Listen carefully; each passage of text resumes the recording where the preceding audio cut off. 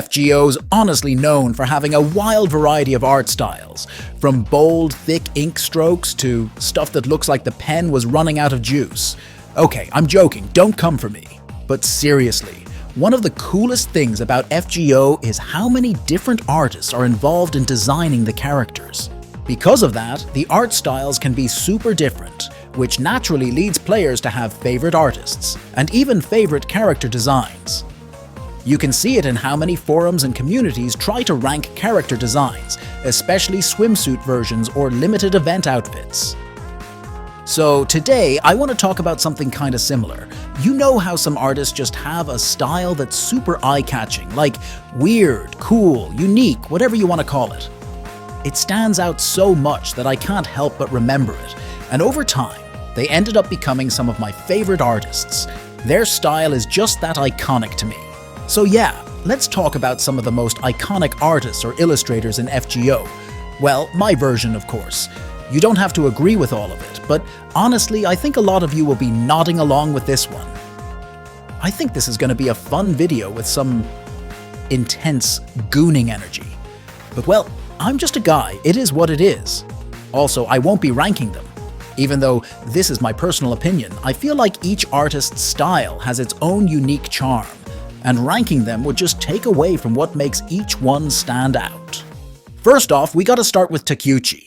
There is no way I would start this art style video without mentioning him. Now with Takeuchi, I've actually talked about him before in a video about the whole Saberface thing. As most of you already know, Takeuchi's basically the guy when it comes to drawing sabers, and it shows in almost all of his character designs. Just a few tweaks here and there and boom, another Saberface is born. But to be fair, the whole same face syndrome in anime is kinda whatever at this point. Most anime characters use the same base face anyway, and just change up the eyes and hair to make them look different. In Takeuchi's case, especially with female characters, he tends to stick to the same eye shape a lot, which is why so many of his characters end up looking like Saber in some way. That said, I still really like Takeuchi's art. He draws super clean poses and eyes, and his outfit designs, always top tier in my book. Just look at all the swimsuit versions of Mash and John, especially Jolter. I still think that outfit is one of the best summer designs we've gotten. Well, second to Musashi and Tomoe, to be honest. If I had to point out a weakness in Takeuchi's art style, and this is just my personal take, it's probably how he draws thighs. They're not bad or anything, but there's just something that feels a bit off to me. Like, especially with female characters, the thighs don't really give off that soft or squishy look. It might just be me, but when I look at some of his character portraits, especially ones wearing high socks or stockings, it starts to stand out. There's barely any difference between the stocking area and the bare skin. No compression or sense of softness. It kinda just looks firm. Not all of them are like this, of course, but there are definitely a few where it's super noticeable. Next up, Wada Arco. And I gotta say, I really love Wada's art style. There are two big things I appreciate about it. First off, they're really good at drawing a wide variety of body types. Like, seriously, if you didn't look at the artist credits, you'd probably have no idea that Nero, Li Shuwen, and Lu Bu were all drawn by the same person. I mean, at least I didn't know at first. Another thing I respect a lot is how Wada doesn't shy away from adding some actual body fat or volume where it fits. Just look at Bibi. Her design clearly leans into her, assets, but it still looks natural, not exaggerated in a weird way. And the way Wada draws thighs is just chef's kiss. The characters don't all look super skinny, and that balance really shows. You can even see how different someone like Gawain, Jinako, or Li Shuwen with totally different body structures, and those are nailed perfectly. The second thing I love about Wada's art is how much detail they put into their illustrations. And what's wild is that it never feels overcrowded or messy. It's hard to explain, but Wada somehow manages to load in tons of detail without the art feeling cluttered. Maybe it's because most of the detailing actually adds to the character's design itself. So even when there's a complex background or it's a final ascension art or craft essence, it all blends in nicely and just works. Or maybe that's just my own impression. Either way, I'm a fan. Wada also loves to play around with all those tiny little details in their art. Like how they placed a cherry on Passionlip's chest, and according to Wada, it's to subtly show where her nipple would be. It's such a small thing, but it's those kinds of choices that make the art extra memorable. Now, if I had to pick a downside, honestly, I don't really have any major complaints. But if I had to nitpick, maybe it's that Wada doesn't draw sharp-eyed female characters that often. You'll usually only see sharper, edgier eyes on male characters. Most of the girls have softer eye shapes, and what separates them is usually just eye color. Not a huge deal, but I guess sometimes the eyes on her female characters can feel a bit too similar. Alright, now this one, Melon22. Everyone agrees on this one. And if you don't agree, I honestly don't know how to help you.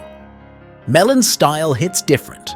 Whether it's dudes or girls, they always go all out. Like if there was a scientist out there who could combine the two most dangerous elements on Earth without causing chaos or some weird reaction, that person would be on the same level as Melon22. You want thick, curvy characters, that's their thing. You want muscles, well they do that too. And the result is absolutely insane. You can't look at their art and feel disappointed. No way, I promise. So far in FGO, Melon22's only worked on Barghest, both her original and summer versions. And honestly, they absolutely nailed it. We even got that craft essence of Barghest in a spy outfit, drawn in Melon's signature style. Peak perfection, no notes. Now sure, some people might think Melon only excels at drawing thick, muscular characters.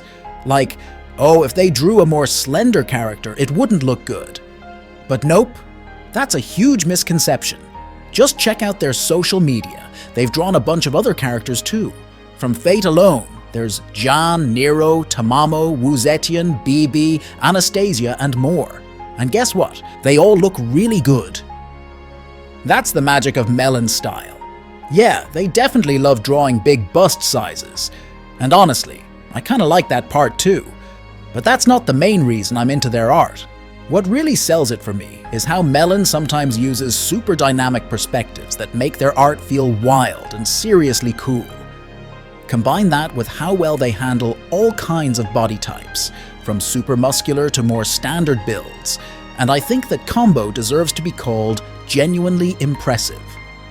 Now, speaking of body types, yeah, it's true. They tend to lean toward those super muscular builds paired with big chests more often than others. And I'm not gonna say the proportions are always perfectly balanced or anything, because let's be real, some of the designs do go over the top. But somehow, they never come off as overly lewd. Unless they're intentionally going for that kind of vibe, the art just looks strong and powerful. Like seriously, even when the chest size is wild, I just end up staring in awe. No weird thoughts, no down bad energy, just pure respect for how badass the characters look. Now after I said that, I know some of you are probably side-eyeing me right now, but I mean it. It's just not the same kind of vibe you get from other NSFW art. Maybe it's just me, I don't know. But at the very least, it doesn't hit the same as the usual fan service stuff. Next up, Moto Murabito. When you think of their art style, the first thing that probably pops into your head is Columbus and that wild, chaotic laugh of his. Moto Murabito's style is known for its thick line work and what I'd call a messy look. Not messy in a bad way, but messy in a way that's full of heavy strokes and gritty colors. It gives their art a super intense vibe. I still remember seeing Columbus's sprite for the first time in the game and thinking, wow, this guy looks completely out of the box. The thick ink lines and rough coloring really stood out, but the details were still amazing. Earlier, I compared Murabito's art to Tajima Shou's, and yeah, you can clearly see how different they are in approach. One artist uses thin lines for drawing, while another uses the thickest lines imaginable. What really makes me like Moto Murabito even more is how they use their thick line work to enhance the mood and atmosphere of a character. This is backed up by their ability to draw insane expressions. Like, Columbus has such a wide range of expressions, especially that creepy, sly grin. It's so spot on. It really hit me the first time I saw it. Right now, Murabito's only done the artwork for Columbus in the game. But honestly, I really hope they get to work on more stuff in the future. Personally, I think their style would be even more perfect for craft essences. Like, with those thick lines and gritty vibes, it would give CEs a totally different feel compared to the usual clean, polished art style we always see. And I think it'd be such a cool thing to see. I mean, we do already have one craft essence drawn by them, but it's just that one.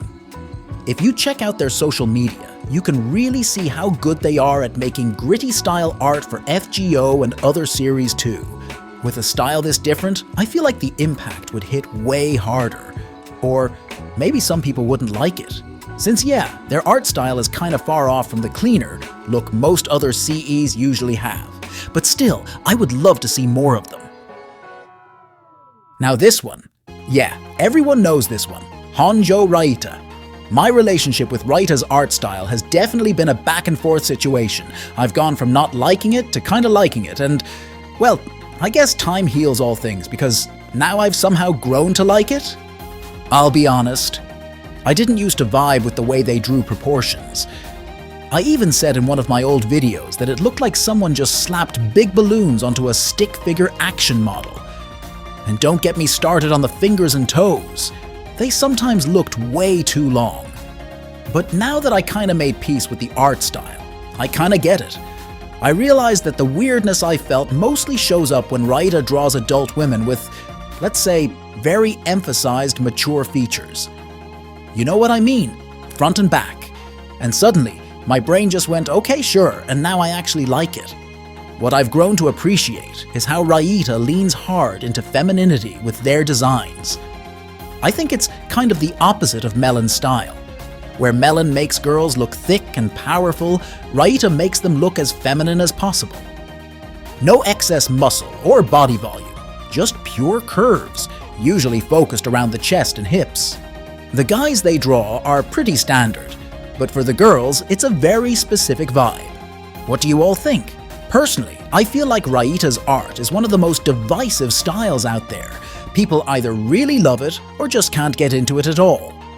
Another thing I really like about Raita's art is how sharp the curves and angles are in the way they draw bodies. It gives the whole piece a bold, defined look. For the female characters, it fits perfectly because of their exaggerated proportions. And for the male characters, it works even better. The sharp lines make them look strong and intense. And finally, the last artist on my list, and honestly one of my personal favorites, is Komatsuzaki Rui. They're the one behind Dante's and Cleopatra's designs in FGO. Now I'll admit, a big part of why I love their work is because I used to be a huge Danganronpa fan back in the day. And yep, Komatsuzaki Rui is the artist for that series too. Rui has such a distinct art style that's really easy to recognize. The easiest way to spot it is through the eyes and the posing. The eyes usually have this unique peanut shape. It often connects to the lower eyelid with long, defined lashes. It gives off a sharp, stylized look, and that's how you know their character. Now, about the poses. Their character portraits usually come off a bit stiff, at least to me. But where Rui truly shines is in character design.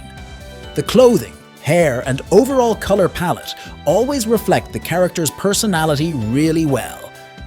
That makes sense, honestly.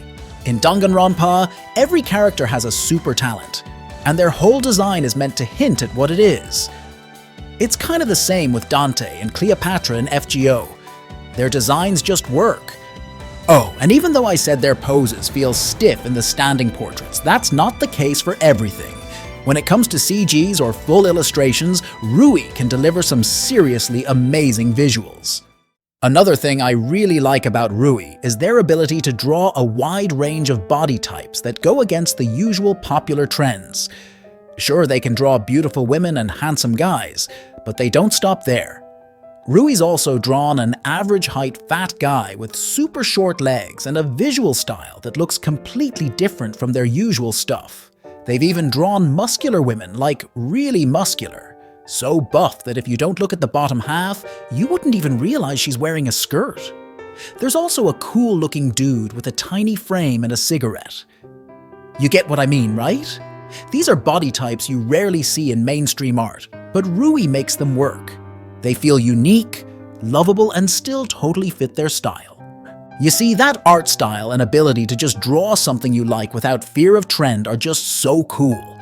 And when I saw Dante in FGO, who kinda gave off a similar vibe, I instantly loved it. Honestly, I really hope Rui gets to design more characters in FGO in the future, especially with all the weird and unique styles they usually bring. I guess that's it for today, but how about you guys? Do you feel the same and agree with my list? Or do you have your own favorite artists and opinions? Well, just drop them in the comments. For now, hit that subscribe button, and I'll see you next time.